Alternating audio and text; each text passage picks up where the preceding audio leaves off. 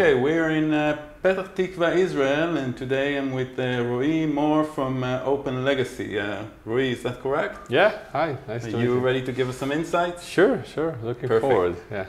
Okay, Roi, so what does OpenLegacy do? What's the product? Yeah, so today's challenge, mainly in enterprises, we focus mainly in financial sector, but it's also relevant for a lot of other sectors, is becoming digital. And truly digital means eventually, be cloud ready, API, and so on, things that SaaS companies are by nature born that way, basically. And legacy and enterprises based on legacy system. That's the brutal truth, basically. All banks, I think 95 plus or Fortune 500 banks, Fortune 500 general, and I would say top 100 banks absolutely relies on mainframes, mainframe and likes. And we eventually enabled to create in a very agile, robust way APIs from those legacy systems. We do that without touching the legacy system. We enable them to run in the most modern API platforms. We enable them to run in cloud. We enable them to be packed as microservices very easily. And we work with a lot of tier 1 banks globally, started in Israel, around the globe, basically. So essentially as a middleware to connect legacy systems to the more modern services out there. It's enabled, of course, to any channel. It could be an AI, or it could be a chatbot or whatever, or of course a mobile application web consuming those APIs, basically, which encapsulate basically the business logic of the organization. Runs on those legacy systems. And we touch, of course, a lot of those legacy systems, and it's basically that's kind of our core what we do. I would call it kind of a more modern and a light middleware. We do that's very different from traditional middleware. That's kind of what we do. We do it basically with code generation versus traditional black boxes, done by the modern middleware players. What's the business model? Is it SaaS? Is it on-premise? Is it professional services heavy? What's the type of business model? The product is focused a lot on automation. So basically every client we get into has different transactions. It's not you replicate, you connect to a Salesforce and basically it's the same business logic or the same. We connect to a bank which has a 40, 50 years old homegrown written COBOL typically application, and we need to analyze it, understand and create APIs from that very quickly. So we run typically on-premise, but that's kind of the historical 6-7 years, but in the last 1-2 years we actually started to see early birds starting to run workloads on the cloud. It is true that banks start moving things to the cloud, but they're very conservative, everything that connects to their legacy system. That's kind of the backbone. This is kind of runs the organization, so very cautious with it, So we're starting to see early birds around that, yeah. From what I'm hearing from you, it's very professional services heavy, the implementation phase. The actual, I would say, creation of the API is done very quickly. We create API in typically a few hours, of course with in some cases even a few minutes, Of course it relies on testing each API, documenting we are not professionals ourselves doing it. We have our what we call customer success team that walk through the client in that start of the journey, let him feel comfort, building with him the first 5-10 APIs, and then eventually they build an API. We help them build an API factory.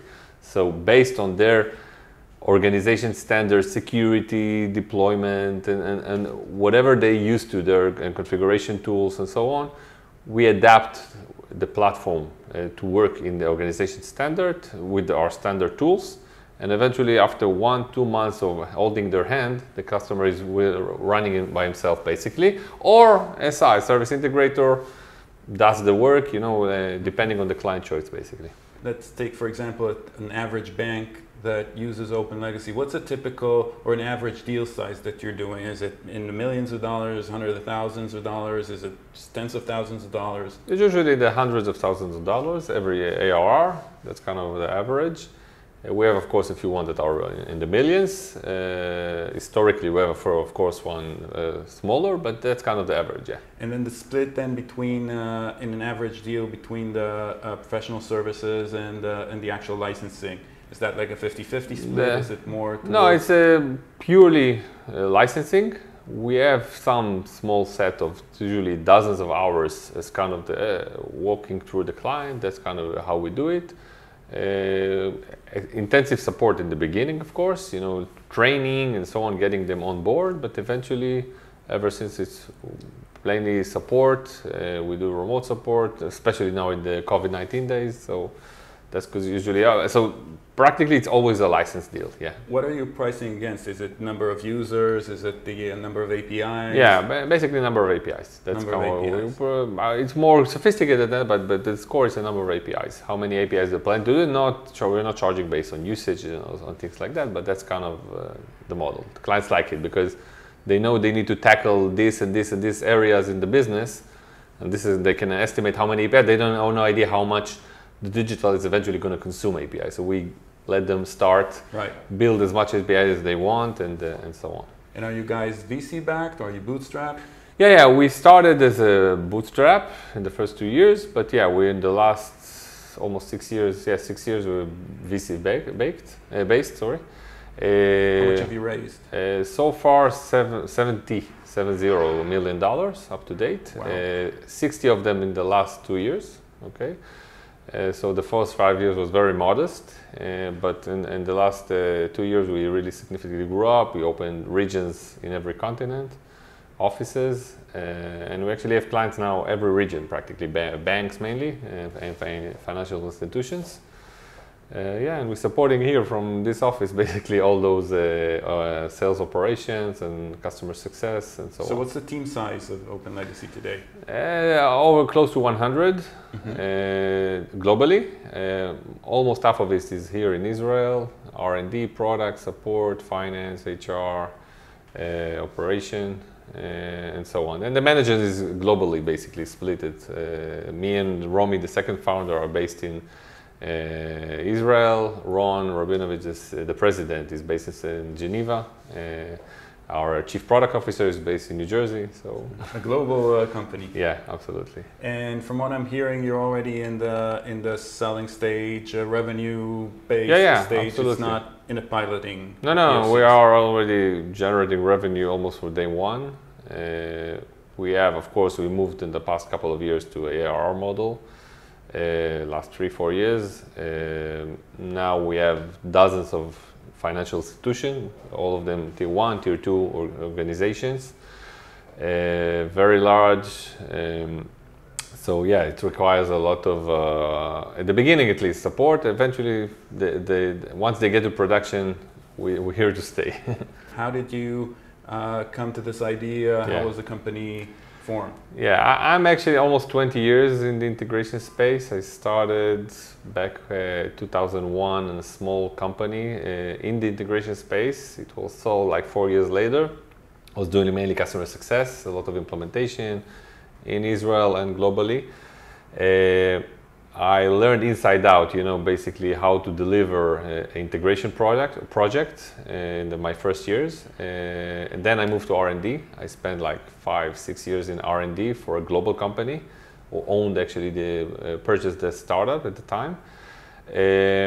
I was kind of obsessed, with doing it better. I didn't like the architecture. I didn't like the R&D approach to solving problem. At some point I became the chief architect of that product. I was trying to refactor it into a way that it could do, but it was built in a wrong way to my approach. The open source movement started back then 10-12 years ago, strongly became very significant. I saw at the time, if looking back at 2008, 2010, technologies like Spring and Hibernate and automation tools like Ruby on Rails became very popular. This is how you build application. And I said, at some point, why can it not be applied to integration? Integration was controlled by large proprietary black boxes and handled in its own domain. And I looked at it and say, it could be solved by standard code generation, using standard Java framework, tools, and so on. In the same fashion, you're building an API or a front-end application that connect to a database, you can basically do the same in integration, again, based on my deep knowledge and how integration actually work. And that's, I started coding at night, like crazy. It was kind of a life mission. Classic garage coding. Yeah, experience. classic. Not a couch coding, but I would say, but with small kids in the house around me, but coding until 2, 3 a.m. every night. After job, after our work. And after a few months, I had a prototype. Just like I did also some project at the time, consulting and so on. So I saw the demand. I heard the market say, no one's going to invest in legacy technologies. But I saw tons of needs of clients, and I saw lack of modern tools and so on. And look, there's no major investment in especially the legacy integration space. No, in the last 10, 15 years, no major startup arrived. There are modern integration platforms, so on, but they don't care about legacy. Legacy is, okay, let the IT open API somehow, and we'll integrate it to the cloud and so on.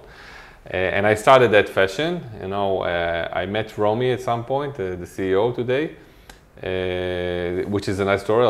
Yeah, that's my next question. Yeah.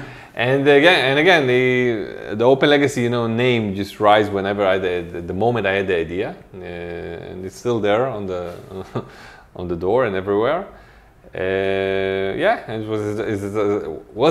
it's still a long journey, but yeah, we are feeling very comfort and very happy with this journey so far. Tell me how you met Romy, and how do you guys know each other from past experiences? Have you worked together before? Or you just two stranger met like accident. My daughter name is Romy as well. His son and my daughter went to the same after school class, and I was coding OpenLegacy in my spare time with my laptop, sitting outside waiting for my daughter. He's a very friendly guy. He's just curious what I'm doing and so on. So he's asking what you're doing. I'm working on something, integrations to legacy systems. I said, wow, really interesting. I said, why interesting? Nobody's interested in that. And he was saying, I worked for IBM. He worked for, actually, it was at that time, we were like almost 15 years in IBM. He was very structured and understanding exactly what I'm doing. He said, wow, this is a huge market. There's really real problems out there. And he started helping me with the presentation and so on, going to angels, investors and so on. And actually really hooked up into the idea. He actually brought the first friends and family investment, actually. His brother-in-law, actually Ron, which is now the president, who used to be an executive at Procter & Gamble at the time. He also brought in Gil, which was his close friend and neighbor in Geneva, was a sales executive in a telco vendor. And he also liked the idea as well. And now actually both of them joined the company 2 years later as well. One is president, one was original CFO and now president. And Gil was head of EMEA, actually, the general manager for EMEA. So yeah, and they all understand this space as well. So it's it's been a very long journey. So, and of course, Romy and I go together like 6, 7, 8 years already. So from the first line of code of OpenLegacy, when you coded on the couch, until your first actual customer, how long was it? I would say about a year. We started in Israel in the early days. We had some local AS400, which is one of the core systems we highly support, helping us getting into the door of clients. It was mainly insurance and healthcare. So we started with the first client was Delek Motors, the manufacturer of BMW, the importer of BMW, and Ford, and the Airport Authority. Actually, I had some also. They were one of my clients back then, and we delivered amazingly fast. Eventually, of course, I was doing myself the professional services, adopting the platform to their needs. But it was just a couple of weeks. I was coming in, doing also the implementation a little bit, but it was no brainer for me. Everything was highly automated. And we delivered. Went live in the Airport Authority, replacing my original company software in 2 months, and the airport and the Delek Motor went live in 3 months. You know, very large implementation. Yeah, and of course, once we had like 5 clients in Israel already, all of them meaningful enterprises. We got the seed investment, the first investment. So Delek, were they like a friend of yours? No. Just came into the door through the local consultant with the S400 shop. He knows all the clients in that space. They trust his word. They said, this is a nice technology, can solve your problems. We came in, of course, we needed to prove ourselves. And how do you know that consultant? I ran through him over the years. He was. So you just heard about what? Yeah, he has the same my last name as well, Mor. I see a recurring theme. But by accident, I knew him, and you know, I was introducing the platform to many people back then. It was harder to get to clients, but vendors it's easier, to your partners. He knew me personally, so he was kind of willing to help, and he really liked the technology. So he tested us himself to see that he can, his words, he can be trustworthy, and that if he can recommend it to a client, and that's how we started. Of course, with every client did a POC, tested us. How are you getting customers today? Is it through events? Is it through outbound market? How exactly does still it work? The majority of clients comes through either events, this is kind of a very meaningful, or very poor, again, tier 1, usually we start top down. We try to get to the C-level. It's sometimes through investors' relationship, just to get an introduction. Sometimes through other advisors and so on, events. This is kind of how we got the majority of global clients, you know. Do system integrators? Some of them, we had some introduction through them. We're still not heavily relying on them. So it's more direct sales today. Yeah, it's more, it's direct, but we do operate mainly locally with some system integrator that, you know, help us on all the other aspects of the project. And we just focus on helping the client, you know, deliver first, show that the technology works for him, and eventually let either the IT or the service integrator continue. And so when you're saying that you're selling to the C-level, I assume it's a CIO, right? Or the director of IT? Who are you selling? Yeah, usually the most important person in the decision is typically the CTO or the chief architect, because we are replacing an existing infrastructure. You know, eventually we come and say a decision to replace a middleware in an organization is usually driven by the chief architect or the CTO. Of course, the CIO signs everything and so on, and you need to show the ROI and everything related to it. So, this is usually the key meeting. The most important is the CTO or the chief architect of a bank or insurance. Typically you want him to be your champion eventually, and because he's mainly trying to replace a middleware with a microservice architecture. So we are a significant component in a microservice architecture, dealing with all the integration side. So otherwise, he would be building layers over layers over layers, and suffering from latency and suffering from slow development time and so on. Yeah. So walk me through the timeline of a classic sales cycle. When does it start? When does it end? And who's involved? Yeah, usually, of course, as I said, there is an introduction. Sales, we have about 10, 15 sales guys in the company. You know, they introduce the platform and so on. They try to see their interest, again, either in becoming digital more, usually the drive is a huge backlog of APIs. The IT does not deliver fast enough. Also, a major trigger is a movement to microservices architecture or movement to cloud. And the traditional middleware is incapable, you know, either in time to market and architecture as well. So this is usually the driver. So we usually have a first introduction meeting, usually either me or the chief product officer if it's a very strategic account, or a regional architect, you know, present it to the IT team. Usually we try to get the technical decision makers, you know, guys that can vet their technology. We get them interest.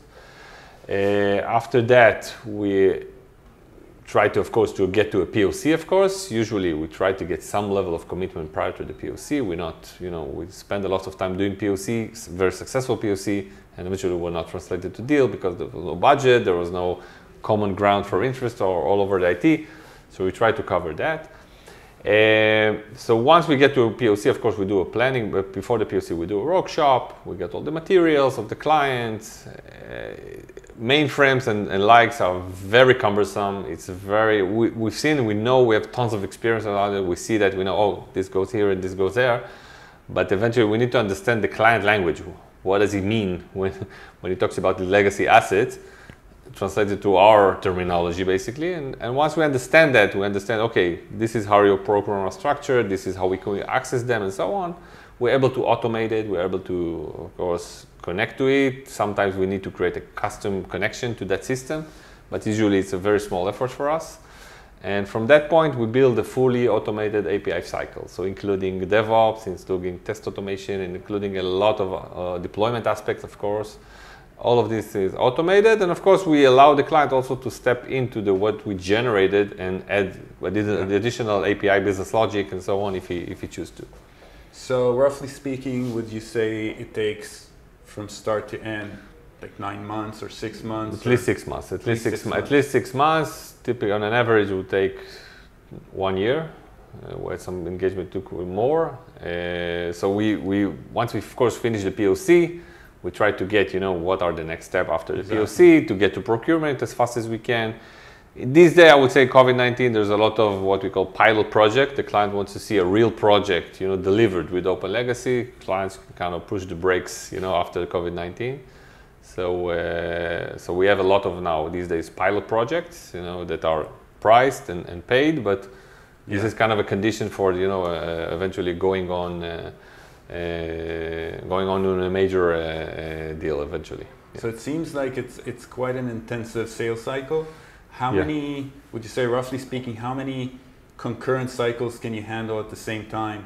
Today we do that including POC and technical work, 5 to 10 at the same time. At any point in time during every region typically handles two POCs at the same time in the same months, I would say, usually. This is kind of the cycle. Of course, there's POC stage, pilot stage these days, post-sale stage, training and so on, hand-holding after the post-sale.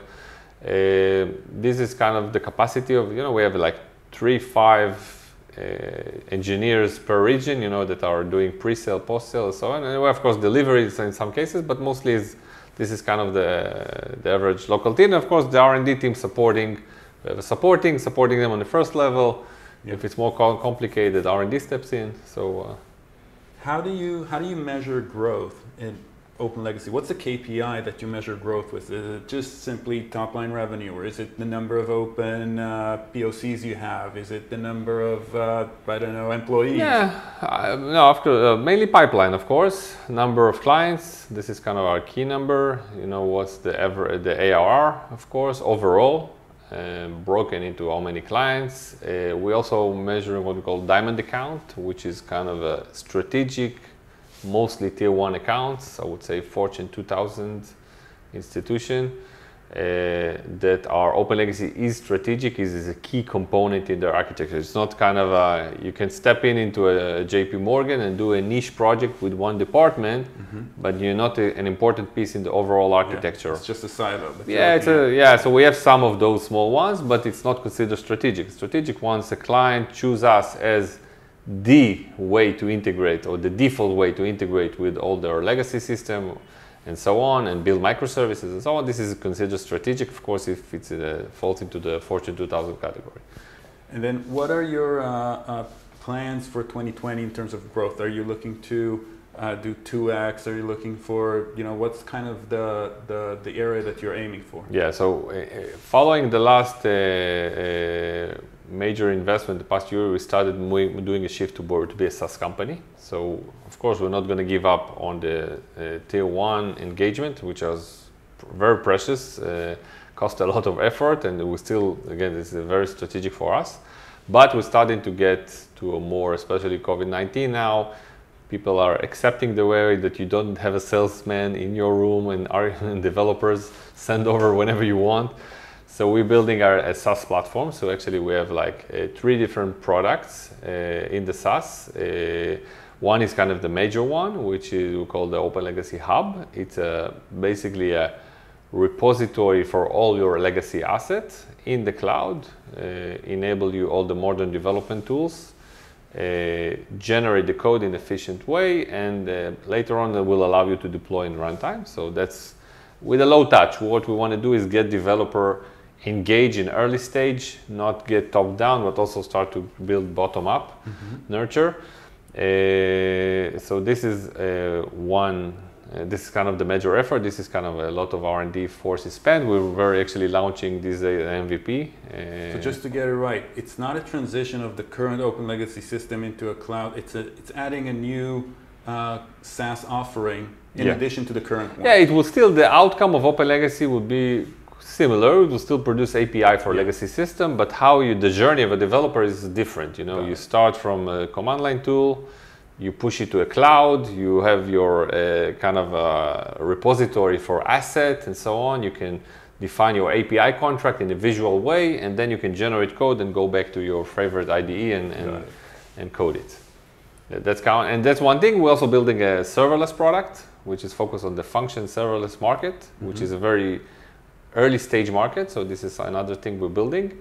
And we also have a product which is kind of tailored specifically to the SAP market, which is well defined. It's not kind of a broad like a mainframe. It's really kind of tailored to the SAP world, which is also one of our core systems as well.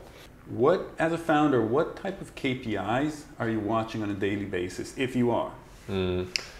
I would say mainly time to market from delivering, you know, enabling our deals. You know, I'm trying, again, as a CTO, not as a sales leader or someone responsible eventually to generate. Of course, I care about it mostly.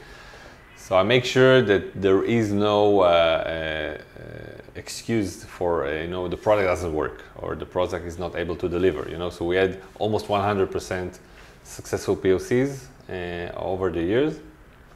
We hardly fail, so I'm making sure that before we approaching a POC, the product is ready for that POC. So I have weekly meetings with all the regions, with all the customer success managers, going through their POC, understanding what's the use cases. Of course, if it's needs to be productized, if it's an interesting market for us, we're also building the right connectors and so on, together with R&D product teams, making sure they deliver, avoiding, you know, build to fail, you know, situation. So we don't get to a situation where I know good chances we're not going to be able to deliver, of course, and try to be ready, setting the right expectation.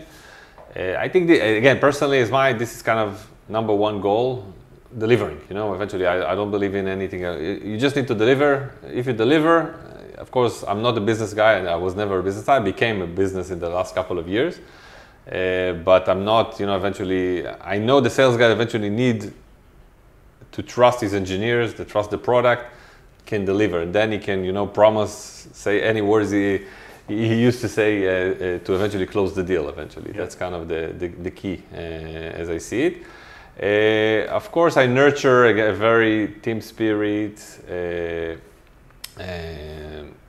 I would say progress is for everyone. So everybody here always have a career path, you know, in that respect. So most of the team here I hired is their first job. 80-90% of the engineers here, this is actually their first job. Wow. So we have, for example, two guys, one of them is just sitting over there. They started 6 years ago as juniors. One of them is now chief architect. Another one is a director for the serverless product. So, you know, so they look at those guys as an example. I have other guys 4 years here, 5 as team leaders now in R&D, solution architects. So all of them, you know, started as either support, QA, implementation, and you know, and we identified the ones that shines and eventually let them grow and either move to R&D to be leaders in customer success. We have a support team leader that manager now that grew up from that approach and eventually led the team. You know, anyone that shines have an opportunity here, and it's very important. We have very low churn of employees. I think we only have one employee that was leaving us. You know, that we regretted really for him to lose him, but that's kind of speaks a lot about the culture here then. Yeah. The guys here have events, evening together. We make sure that they feel happy. We treat them with fair market value, option, everything that, you know, make them feel at home. You know, this is the second home eventually. As a founder, what keeps you up at night? What worries you from a business perspective when you come back home, when you're sleeping? You know, what keeps on lingering in your head all the time? Yeah, I think it's mainly making sure. I saw so many, you know, politics and lack of communication between the field people and R&D. I'm trying to get the R&D always, you know, connected and feels it. I hired VP R&D that I sense is that built from that material as well. Eventually we succeed or fall based how the product delivers. So I make sure, you know, I'm every customer success manager, you know, my WhatsApp is available 24/7. If they have a POC, from my perspective, the time ticks, and not just for the field people, also for R&D.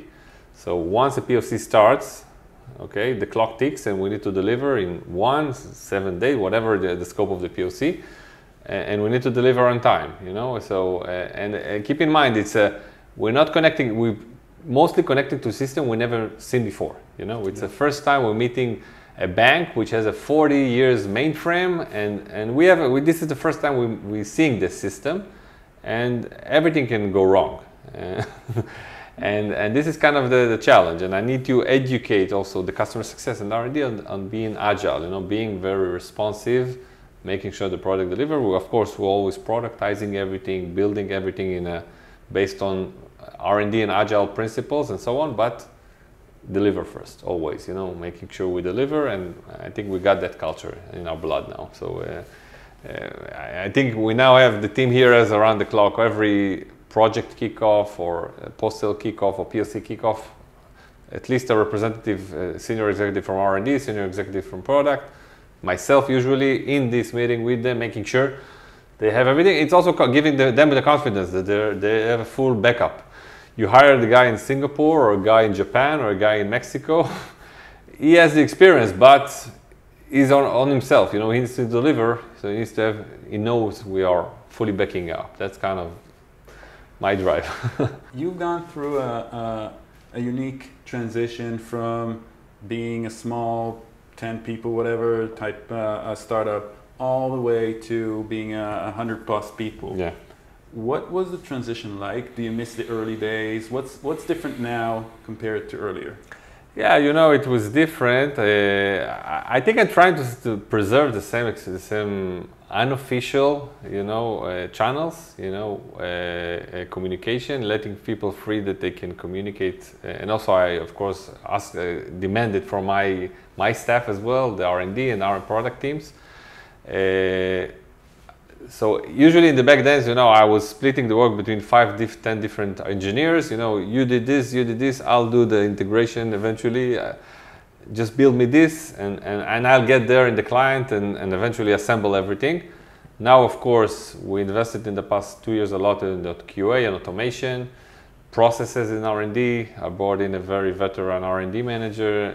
Lior is now putting the processes in place.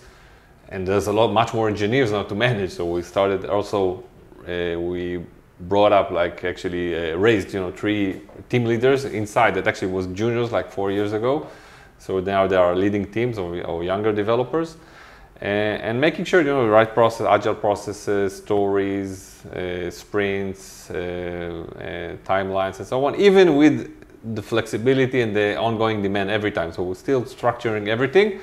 But, you know, most important is the essence of things, not the process, you know. Every time the process override the essence of things, essence is much more important than the process, of course. What's the hardest for you? What's the hardest thing about being a founder? I love it, honestly. You know, it's my life factory. This is the biggest thing I've built in my life, besides my family, my girls. You know, you need to, it's just being positive about everything. You know, even when you fail, you look at the positive side. We try to, you know, work together. I must say that my colleague Romy and Ron, the CEO and president, also in that culture. As long as people are working hard, doing their best, communicating well, we'll never, put a finger on them. It's okay to fail. We fail as a team. You don't fail alone. Okay, unless someone deliberately did something or was lazy or not doing his job right. The hardest thing, is luckily I don't manage investors. Investors are very demanding. Ron is doing and Romy excellent job on that. Being transparent, bringing the bad news and everything first, and so on. So yeah, I'm trying always, to not be study, not be in a way that this is how it is. No, you always try to reinvent the product, reinvent the process, reinvent the structure, and so on. I'm trying not to shake the boat too much, making people, fit the role eventually. Eventually, I'm sleeping much better when, there's not an organization or product issue that has a resolved path, I would say, yeah. Yeah. In your opinion, how important is having a co-founder in the journey and why? I think this is the most critical one. I've seen people that I consider much smarter than myself, fail. My former managers, my former people that I personally, from technology, in my early days, I admired. I think the combination, Ron is the opposite of myself, totally the opposite. And Ron is the opposite from both of us. Romy is very ambitious. He's much more he's an accountant. He came from much more marketing, business development. He understands legal, he understands marketing. And he comes from the business development side. I came totally from technology and customer success. I think it's very complementing. What actually may happen a lot of time, two founders works as young developers at the same company and say, oh, I have a great idea. And they don't understand all the challenge. I think the biggest challenge is business. Technology works eventually. It needs to work as fast as you can and the best architecture you can, but eventually that's not the challenge. The challenge is messaging, go to market, selling right, positioning. This is always the challenge. Engineers tend to disrespect it. They say, it's never relevant. If you're selling to developer, maybe, but selling to developer is the hardest. So yeah, you definitely need a complementary second co-founder. Otherwise, if you two of the same DNA, is subject to fail. Yeah. And then, what's the best thing about being a founder for you? I think first of all, it's very satisfying. To see starting from an idea I had in my mind like 8 years ago. Supporting 100 families today, traveling every country in the world, people talking about OpenLegacy like it's a mini IBM. That's very satisfying. But again, I'm always cautious. We're not there yet. It's nice, but everything can end up. Romy is very, in that respect, very paranoid. Paranoid, yeah, always. Kind of, and I think that's kept us alive. Also, at some points, being paranoid, you cannot stand still and say, "Oh, we're good. We'll do what we do, and that's it." That's always the challenge. What are your golden tips for first-time founders that just started? Founders just thinking about starting their company, what would be your tips? I think question everything. Never. Everything you do, you need to question. You need to be 1,000%, and of course, be agile in that. Even if you feel comfort and you feel you have the right idea, that's never enough. You need, given today, investor. Showing a technology is not enough, of course. You need to show business model, you need to show revenue, you need to show a well-defined target audience. And even then, you still question yourself all the time. If you stop questioning yourself, people ask, well, other people will question you, So I think this is kind of the golden tip. Everything that will go wrong. That's kind of also important.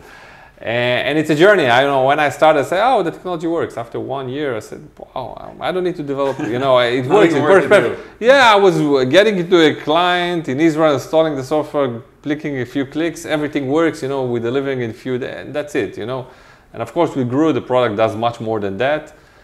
We evolve, I don't think there's many lines of code from what I originally wrote, but you evolve all the time. But that's a journey. You need to enjoy it. If you don't enjoy it, if you just you don't want to be there, don't be there. You need to know that you're 24/7 available to your people. I just had a call with my 2 girls back then fighting, and I had to talk with an investor, so at the same time. So you're always there. You're always available. You can't say, this is not my working hours, it's too late, and not such thing. I had calls at 3 a.m., at midnight, and with clients, and I go to calls sometimes in Japan at 3 a.m. That's the nature of the beast. You do it less and less when you have regional people and people that can speak the language. But you still need to be there. I was on a plane on a weekly basis 3-4 years ago. That's the life of a founder, yeah. Yeah. If OpenLegacy tomorrow is bought for an insane amount, $1 billion, whatever it is, do you have another startup in you, or are you just going back home to rest and not think about startups ever again? Tough question. It probably will. I will scratch myself at some point. I have some vision. I was planning before the COVID-19 to start lecturing to students about the story of OpenLegacy and myself, mentoring young startups guys as well. And probably, advising and so on. I'm not that old, I'm just 44.